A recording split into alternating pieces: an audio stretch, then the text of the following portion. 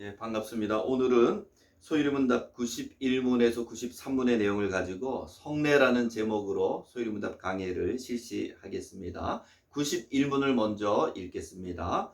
성례가 어떻게 효력이 되어 구원을 얻게 하는 방도가 되는가? 성례가 효력이 되어 구원을 얻게 하는 방도가 되는 것은 성례 자체로 말미암음도 아니요 베푸는 자의 도구로 됨도 아니라 다만 그리스도의 축복하심으로 되며 또 믿음으로 성례를 받은 자 속에 성령이 역사하심으로 되는 것이다. 정리를 하면 첫 번째, 성례라는 것은 무슨 말입니까? 성례라는 것은 사전적인 의미는 거룩한 예식이라는 것인데 우리 개신교에서 성례는 세례와 성찬밖에 없습니다. 카톨릭에서는 여러 가지 다른 성례도 있다고 말하고 그것을 행하고 있는데 예수님께서 말하신 성례는 세례와 성찬밖에 없다는 거 꼭 기억하시기 바랍니다. 그리고 두 번째는 은혜의 방도가 되는 것은 성례 자체로 말미암음도 아니다. 즉 세례를 받는다고 무조건 하나님의 자녀가 되는 것은 아니다라는 말씀입니다. 군대 가면은 그냥 세례를 막 받습니다. 군대 가서 이제 건빵도 주고 간식도 주니까 그저 믿음이 없어도 뭐 수백 명씩 세례를 받는데 그렇게 믿음이 없이 성례를 받는다고 세례 받는다고 그것이 구원이 보장되는 것은 아닙니다. 사도행전에 보니까 사마리아에서 마술사 시몬이 세례를 받습니다. 그런데 그가 나중에 세례받고 성령 받는 것이 너무 신기해서 돈으로 그것을 살려고 하고 하다가 나중에는 사도들의 저주를 받는 것을 볼 수 있습니다. 그래서 믿음으로 받아야지 그것이 의미가 있는 것이지 믿음도 없이 군대에서 마치 그냥 우르르 받는 것처럼 그렇게 받는 그 자체로는 의미가 없다라고 말하고 있습니다. 세례도 마찬가지고 성찬도 마찬가지입니다. 성찬식에 참여만 한다고 은혜가 되는가? 물론 카톨릭에서는 성찬을 화채라고 합니다. 그러니까 예수님의 피로 예수님의 살로 진짜 변화된다 그래서 화채설이라고 말합니다. 그러나 개신교에서는 영적 임재설을 주장합니다. 그래서 카톨릭에서는 내 어떤 믿음과 상관없이 무조건 성찬을 대하는 순간 그것이 예수님의 몸으로 변한다 생각하지만은 개신교회는 그렇게 생각하지 않습니다. 그래서 고린도전서 11장 27절에 보니까 그러므로 누구든지 주의 떡이나 잔을 합당하지 않게 먹고 마시는 자는 주의 몸과 피에 대해서 죄를 짓는 것이니라. 무조건 성찬을 한다고 은혜를 받는 것이 아니고 오히려 준비되지 않고 거룩하지 않고 잘못 이 떡이나 잔 성찬을 행할 때 오히려 그것이 하나님 앞에 죄를 진다라고 그렇게 말하고 있습니다. 그리고 그 뒤에 말씀 또 소리문답 보니까 베푸는 자의 덕으로 됨도 아니다. 조윤기 목사님이 세례를 베푼다고 그것이 더 큰 의미가 있고 또 뭐 오종현 목사님이 성찬식을 베푼다고 그 성찬에 더 큰 은혜가 임하는 것은 아니다라는 말씀입니다. 은혜는 성령께서 주시는 것이지 어떤 사람의 덕, 베푸는 사람의 덕을 통해서 받는 것은 아니다라고 말하고 있습니다.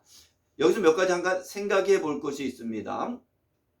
몇 년 전에 우리 합동총회에서는 천주교에서 영세 받는 것을 인정하지 않았습니다. 제가 부목사 때는 천주교에서 영세 받는 것을 우리 세례로 그대로 인정해주고 성찬식에 참여하게 했습니다. 전통적으로 개혁교회는 그렇게 했습니다. 근데 얼마 전에 저희 교단에서만 천주교의 영세를 인정하지 않아서 천주교에서 영세 받은 분들도 저희 합동 측으로 오게 되면 다시 학습을 받고 세례를 받아야 됩니다. 그런데 가장 보수적인 교단인 고신교단에서도 천주교 영세를 인정합니다. 그 이유는 뭐냐면은 이 소율이 문답의 말씀처럼 베푸는 자의 덕으로 되는 것은 아니다. 비록 카톨릭 사제가 세례를 주었지만 그 사람 때문에 세례가 유익한 것이 아니기 때문에 그 모든 것을 고신에서도 인정을 합니다. 이것은 어거스틴과 도나투스 논쟁에서도 볼 수 있는데 많은 사람들이 도나투스라는 이단에 빠져서 그 이단에 속한 그 목회자로부터 세례를 받게 됩니다. 그래서 그들이 다시 정통교회로 돌아왔을 때 어떤 사람은 이단에서 세례를 받았으니까 다시 세례를 받아야 된다 말하는 사람도 있었는데 어거스틴은 그럴 필요가 없다라고 말했습니다. 왜냐하면 여기 있는 말씀처럼 베푸는 사람의 덕으로 되는 것이 아니기 때문에 어떤 누구를 통해 세례를 받았든지 그것을 인정 인정해야 된다라고 말하고 있습니다. 또 네 번째는 성령이 역사하심으로써 되는 것이다. 성례가 은혜되는 것은 거기 성령이 역사하기 때문에 은혜가 됩니다. 저희는 예배를 통해서 은혜 받고 또 부흥회를 앞두고 기도하지만은 성찬식을 앞두고는 기도를 많이 안 합니다. 그러니까 카톨릭은 너무 그것을 신성시 여기고 우리는 너무 그것을 좀 무의미하게 생각하는 경향이 있는데, 그러나 성령께서 역사할 때는 은혜가 된다는 거죠. 제가 제 목이 아파가지고 우리나라 여러 교회를 주일날 돌아다녔는데, 그때 온누리교회 성찬식을 했을 때 제가 어떤 교회 예배보다 은혜를 많이 받았습니다. 어떤 말씀, 어떤 찬양, 간증보다도 그 성찬식이 저에게 은혜가 되었습니다. 성례도 충분히 기도하고 성령의 역사하면은 말씀과 동일하게 또 그 이상으로 은혜를 받을 수 있다는 것도 기억하시기 바랍니다. 그래서 준비된 그런 성례 가운데 은혜가 임하니까 세례를 앞두고 또 성찬을 앞두고 열심히 기도하는 것이 필요합니다. 자, 92문 읽겠습니다. 성례란 무엇인가? 성례는 그리스도께서 세우신 거룩한 예식인데 그리스도와 그 새 언약의 유익을 깨닫는 표로서 표시하여 인치신 자들에게 적용하는 것이다. 정리를 하면은 첫 번째는 성례는 그리스도께서 세우신 거룩한 예식이다. 예수님이 직접 만드셨다라고 말하고 있습니다. 두 번째로는 새 언약의 유익을 깨닫게 하는 표로서 표시한 것이다. 이 표라는 것은 무슨 표를 말합니까? 하나님의 자녀의 표를 의미합니다. 구약에서 하나님의 자녀의 표는 어떻게 새겨졌습니까? 그것은 할례로서, 할례가 하나님의 자녀된 표였습니다.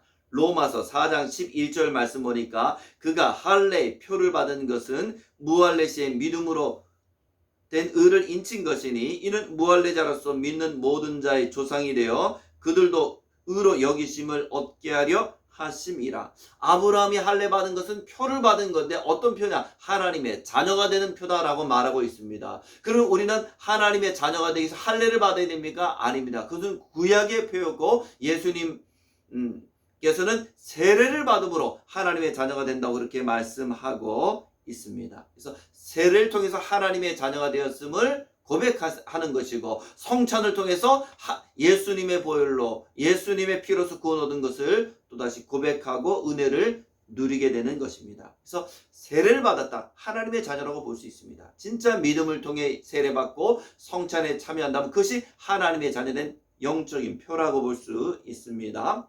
자, 마지막 93문입니다. 신약의 성례는 무엇인가? 예수님께서 제정하신 성례는 두 가지밖에 없습니다. 세례와 성찬입니다. 세례를 주라 말씀하셨고요. 또 제자들에게는 또 성찬을 행하라 말씀하셨습니다. 근데 천주교에서는 지금도 칠성례를 주장하고 칠성례를 실시하고 있습니다. 칠성례는 첫 번째는 성세성라, 영세 혹은 세례식이라고 이해하시면 됩니다. 두 번째는 견진성사. 견진이라는 것은 굳세게 한다는 의미인데 세례받는 1년 뒤에 기름을 붓는 것을 의미합니다. 성체성사, 우리 개신교로 하면 성찬식입니다. 신품성사, 사제의 안수식, 목사 안수식이라 볼 수 있습니다. 혼인성사, 결혼 예식입니다. 고백성사, 고해성사입니다. 죄를 지면 하나님 앞에 죄를 고백하는 것이 아니고 사제에게 나가서 자기의 죄를 고백하는데 성경과 맞지 않다고 볼 수 있고요. 병자성사, 병자와 죽음을 앞둔 일을 위해 행하는 예식인데 예수님께서 제정하신 예식은 세례와 성찬밖에 없습니다. 그래서 이 성례라는 것은 이 소일이 문답에서 은혜의 도구 가운데 있습니다. 하나님이 주신 은혜의 도구가 세 가지가 있습니다. 말씀이 있고 성찬이 있고 기도가 있습니다. 그 은혜의 도구, 지난번에는 말씀에 대해 배웠고 이번에는 성례, 다음에는 기도에 대해서 배울 예정인데 이것이 은혜의 도구라는 것도 잊지 마시기 바랍니다. 감사합니다. 또 다음에 뵙겠습니다.